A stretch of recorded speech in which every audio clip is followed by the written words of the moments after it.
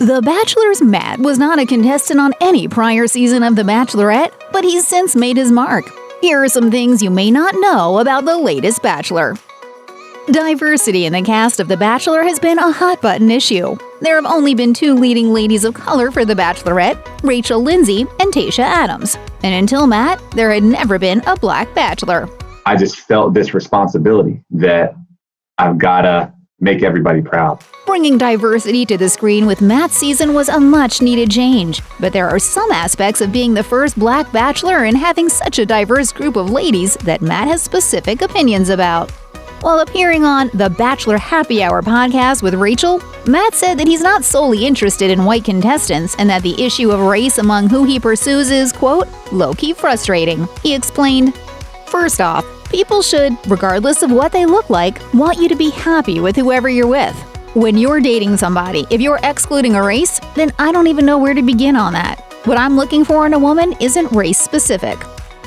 Before he was the star of The Bachelor, Matt was one of the members of the Quarantine Crew. For those who aren't in the know, the crew was made up of Matt, former Bachelorette contestant and fan favorite Tyler Cameron, former Bachelorette Hannah Brown, Tyler's brother Ryan, and a few of their close friends. The TikTok videos that came from the Quarantine Crew almost became a part of the Bachelor franchise themselves as the group was seen playing games, pulling pranks on each other, and, of course, working out a lot. Fans of Matt and people who wanted to spy on the ever-engaging relationship between Hannah and Tyler watched them day after day in the earlier months of the coronavirus pandemic, so we got to know Matt before he made his way onto our screens. Here's hoping that the crew will reconvene after Matt's season, and who knows, they might be adding Matt's fiancée to the group. Before he was chosen as The Bachelor, Matt was originally supposed to be a contestant on Clare Crawley's season of The Bachelorette. But things got a little weird after the original cast of her season was announced. According to People magazine, the production of Clare's season hit a snag due to the coronavirus pandemic. So although the names and photos of men who would be vying for Clare's had been announced, filming couldn't get started. Here's where things took a turn. Matt and the Quarantine Crew were blowing up on social media, and Matt started a Cameo. And perhaps as a result, Clare took to her own social media to seemingly call it out. A number of fans assumed the message was aimed at James. She wrote on Twitter, "If you are doing interviews and creating Cameo accounts before you are even on my season, you are in it for the wrong reasons. Don't waste your time." She then posted again, writing, "Respect the opportunity you've been given. Respect the rules. Respect me." Clare didn't name any names, but it seems like she may have thought the spotlight wasn't staying where she wanted it to. Matt did not go on to appear on Clare's season.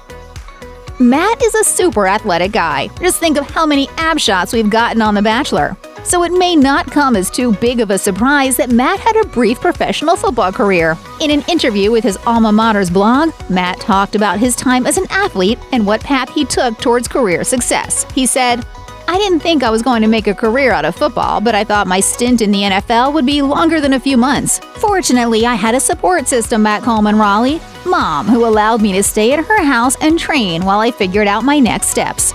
Matt said that by the end of his first football season back in 2016, he had officially moved on from the sport. He found himself in Pittsburgh, taking the role of a corporate and institutional banker with the company PNC. From the looks of his life and career as depicted on The Bachelor, Matt seems to have always been the suave, impressive, successful, and sweet guy that viewers see on screen. Matt found himself at a personal crossroads earlier in his professional life. And he even couch surfed in New York City until he found his footing. In his interview for his alma mater's blog, he explained, "My first 6 months were spent couch surfing, navigating the new NYC landscape, and deciding if this new role in advertising as a media planner was for me. Ultimately, I left that job, just in time as the company went belly up 12 months later, and took a position as a research analyst at a commercial real estate company. So take note, everyone, if you couch surf in New York City, you never know who you're going to meet." One of Matt's most attractive qualities, both within his role as The Bachelor and outside of it, is his dedication to giving back to his community. According to Pop Sugar, Matt has operated a nonprofit called ABC Food Tours with his best friend Tyler Cameron for years and works to introduce good food and healthy lifestyles to kids from low-income areas. As if we didn't love him enough already. Matt told Wake Forest University in an interview, "I met a group of kids who were students from a local neighborhood elementary school. where 50% of the students are homeless, hanging outside my favorite restaurant in the Alphabet City way later than they should have been out. We joked on each other for a few minutes, then parted ways. They didn't realize that wouldn't be the last they saw of me. Matt said that he contacted the school's principal the next day and arranged to take the kids to Bob White, one of his favorite restaurants. He added, "This occasion marked the first food tour. The rest is history." The leading men and ladies of The Bachelor and The Bachelorette have all gone about sharing their personal lives and stories differently. And Matt made a mark on his night one by leading his contestants in a prayer before the first cocktail party got started. It may not have seemed to be anything more than a nice gesture and an insight to Matt's faith, but the choice did get a bit of backlash according to E!Online. Apparently, some members of Bachelor Nation expressed their thoughts about the prayer, with one saying that Matt should have worded the prayer in a, quote, more inclusive way. Another said that if she had been in the room, due in part to her own personal faith, she would have found the move uncomfortable. The prayer got far more of a response than ABC executive Robert Mills expected, and he spoke about it with former Bachelor Nick Viall on his podcast, saying, "I didn't expect the prayer to be such a hot button of interest, and I actually understand some of it." It seems like moms are sometimes even more excited about becoming a grandparent than becoming a parent. And Matt's mom is looking forward to her son getting married and having babies. In an interview with Chris Harrison, Matt divulged that his mom had begun planning the, quote, grandkids counter, even before his season of The Bachelor began, adding that his mom is expecting him and his future wife to have enough kids to make a basketball team. But Matt's mom seems to have had a tremendous amount of positive influence over him, and it doesn't just all relate to her want for grandkids. Matt said that the values his mom raised him to have certainly would influence what kind of bachelor he would be. He added, "I'm just going to lean into myself and how my mom raised me, and hopefully when people invite me into their homes on Monday night, they're going to see that I'm not much different from them, and they see that diverse love stories are beautiful."